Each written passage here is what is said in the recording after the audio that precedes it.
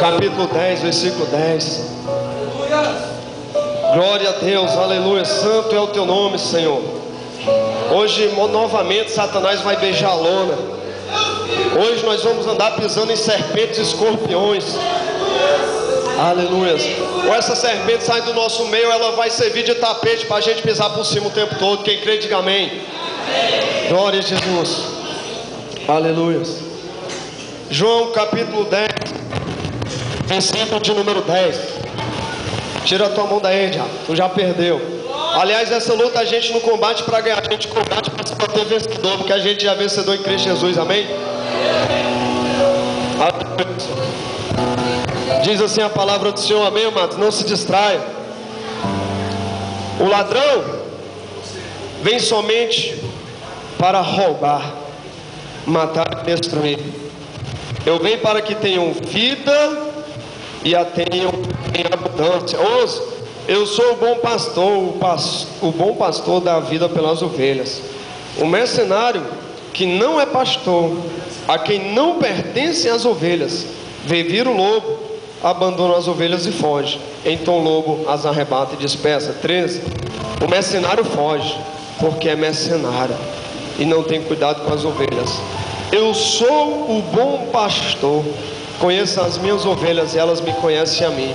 Assim como o Pai me conhece a mim, eu conheço o Pai e dou a minha vida pelas ovelhas. 16 e último. Ainda tenho outras ovelhas, não deste aprisco. A mim me convém conduzi-las, elas ouvirão a minha voz. Então haverá um rebanho e um pastor. Quem quer ouvir a voz de Deus, diga eu quero, Jesus. Eu quero ouvir a tua voz. Não num terremoto, não num reboliço, no maremoto, mas num cicio suave, como Elias ouviu. Amém? Amados, eu havia montado uma outra ministração até o dia de hoje de manhã, e quando eu fui imprimir, houve uma grande resistência. E dentro dessa ministração que o Senhor me deu por título, identificando uma estratégia para alcançar a vitória, eu creio que também ia ser bênção para as nossas vidas. Mas na hora de eu imprimir, o Senhor falou comigo: não, ora. E eu parei, comecei a orar e o Senhor me deu esse texto. Se os irmãos aqui conhecem um pouco de informática, sabe-se que esse novo Windows, versão 7, ele é difícil de travar.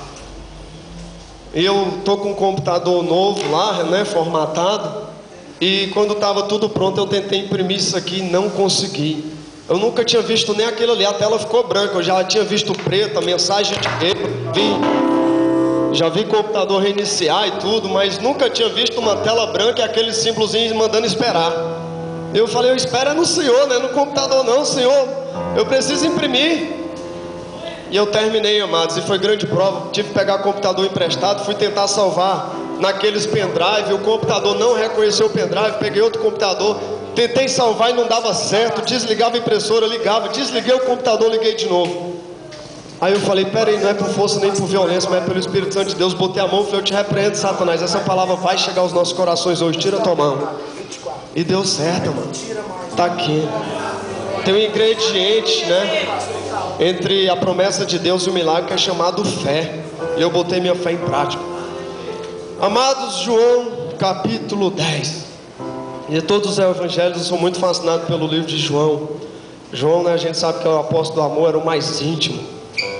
Nessa noite aqui, se tu ainda não era íntimo, tu vai se tornar um íntimo de Deus em nome de Jesus.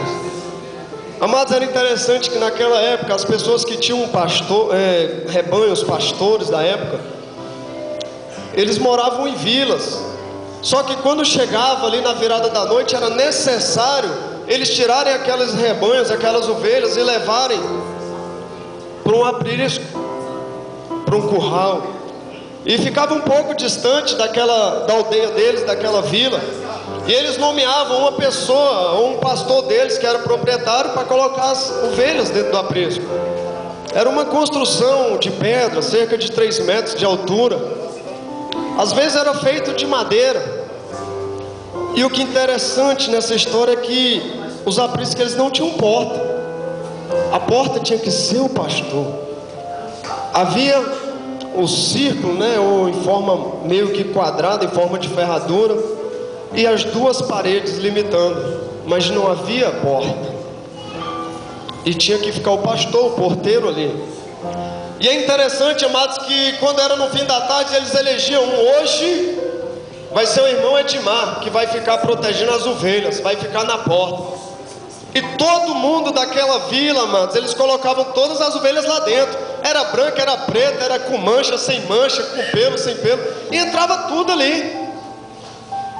E é interessante que no outro dia, quando o pastor chegava, ele gritava pelas ovelhas, e as ovelhas reconheciam a voz do seu dono e saíam atrás do seu dono. E o dono ia chamando, vem, vem, ele dava os gritos dele. Eu não lembro como é que chama lá no Nordeste ovelha. Eu sei que eles iam gritando, dando aqueles brados ali, as ovelhas iam vindo. Se outro pastor gritasse, elas olhavam, mas reconheciam que não era a voz do seu dono e seguiam o seu dono.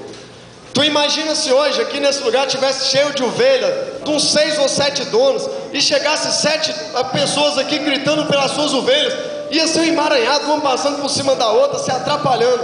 Mas lá na frente, amados, todas estariam com o seu pastor. Amém? Quantos querem ouvir a voz do Senhor e ter discernimento que é Ele que está falando contigo? Diga amém. Amados, Cristo indica que o verdadeiro pastor, amados, é aquele que está na porta. Ele chama as suas ovelhas pelo nome e elas reconhecem o seu pastor. Ele lidera as ovelhas e elas o seguem. O Senhor se colocava na porta. Ele fala em João aqui, capítulo 10, versículo 7: eu sou a porta. Quando as ovelhas passavam para dentro do aprisco, amados, elas estavam seguras dos ladrões, dos salteadores. E é interessante que o Senhor fala que o ladrão veio para matar, roubar e destruir. Só que quando o ladrão vem, que ele pega um pastor atento, não tem como ele roubar, matar, nem destruir ninguém. Quando ele pega alguém que está vigilante, quando ele pega alguém que entende que está a ponto de perder a ovelha, quando ele pega esse pastor que está preparado, ele tem que recuar, porque ele sabe que ele não vai ter como ele ter êxito na empreitada dele.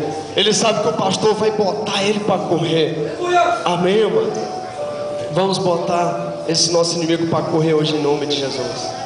É interessante que a gente viu duas pessoas aqui, um pastor e um mercenário. Eu quero falar um pouco mais de pastor, deixa o mercenário para o final.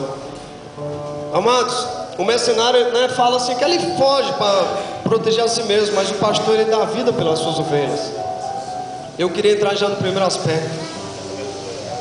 A gente tem que entrar pela porta certa. Fale para a pessoa do seu lado: entre pela porta certa. É interessante que, segundo os sábios da nossa época, existiam 3 portas diante de Jesus. A primeira porta não era a porta do céu, era a porta de Israel.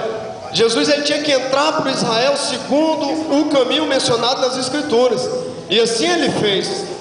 Entrou a primeira porta, chegou a Israel. João disse, João Batista, não é o João abençoado ali não: eis o Cordeiro de Deus que tirou o pecado do mundo. Segunda porta era a porta das ovelhas. Essa é a porta que leva as pessoas fora do aprisco atual para o aprisco de Deus. Era o aprisco que a gente estava antigamente, o aprisco do mundo. Hoje é o candomblé, macumba, feitiçaria, catolicismo, tudo contrário a Deus. Essa era a segunda porta que é necessário a gente sair para ir para o aprisco do Senhor. E a terceira porta, amados, era a porta da salvação. Jesus disse que ele era a porta para as ovelhas. Quando as ovelhas passavam por essa porta, como eu disse, estavam seguros, porque o pastor protegia dos ladrões e salteadores.